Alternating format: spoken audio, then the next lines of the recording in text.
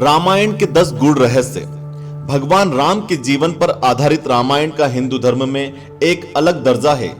ऐसा इसलिए भी क्योंकि भगवान राम को हिंदू धर्म के सबसे प्रमुख देवों में से एक माना जाता है।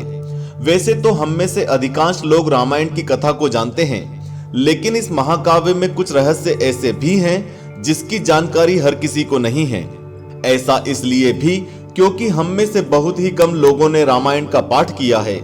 अधिकांश मनुष्य कथाओं के रूप में दूसरे से रामायण की कहानी जानते हैं और इसीलिए इसमें संकलित कुछ बारीक जानकारियों से अनजान रहते हैं। आज के वीडियो में हम आपके सामने रामायण से जुड़े ऐसे ही 10 रहस्यों को उजागर कर रहे हैं। तो देर ना करते हुए चलिए शुरू करते हैं। हम सभी जानते हैं कि रामायण सबसे पवित्र ग्रंथों में से एक है, लेकिन क्या आपने कभी सोचा है कि ऐसा क्यों कहा जाता है?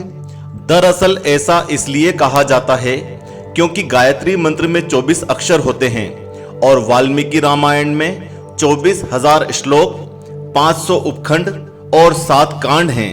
बेहद कम लोग जानते हैं कि रामायण के 1000 श्लोक के बाद आने वाले पहले अक्षर से गायत्री मंत्र बनता है।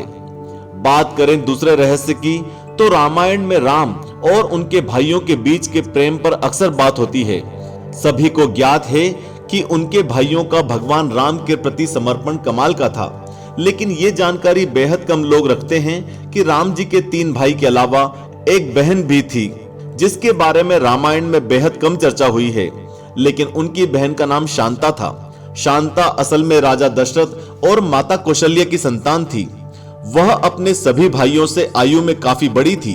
भगवान राम स्वयं नारायण का अवतार थे और नारायण के साथ शेषनाग का अवतार लेना भी जरूरी है, इसलिए वह लक्ष्मण के रूप में अवतरित हुए थे।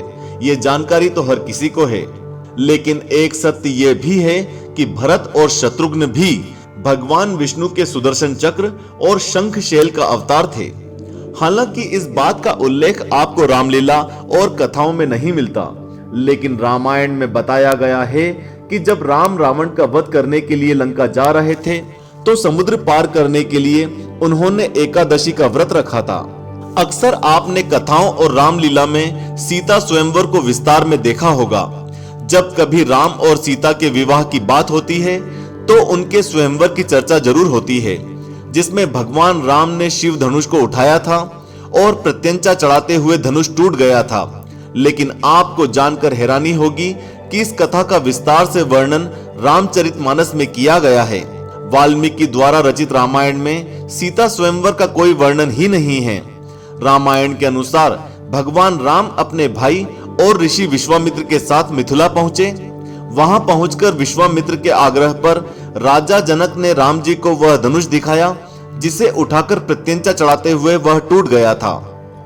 भगवान शिव के धनुष का जिक्र रामायण में जरूर आता है, लेकिन बहुत कम लोग जानते हैं कि इस धनुष का नाम पिनाक था।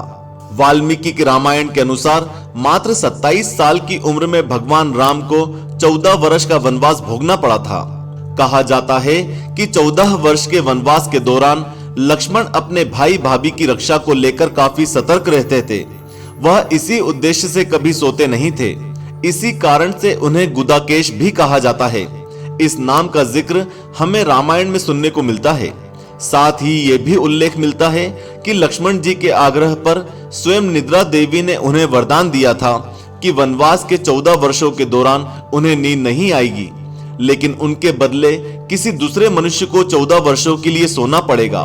यही वजह है कि उर्मिला ने लक्ष्मण के बदले सोना स्वीकार कर लिया और पूरे 14 वर्षों तक सोती रही। आपने देखा होगा कि जब कभी रामलीला होती है, तो सीता जी के लक्ष्मण रेखा प्रकरण के ऊपर खास महत्व दिया जाता है। ये भी कहा जाता है कि अगर सीता लक्ष्मण रेखा से बाहर नहीं आती, तो शायद रावण उन्हें कभी नहीं हर पाता।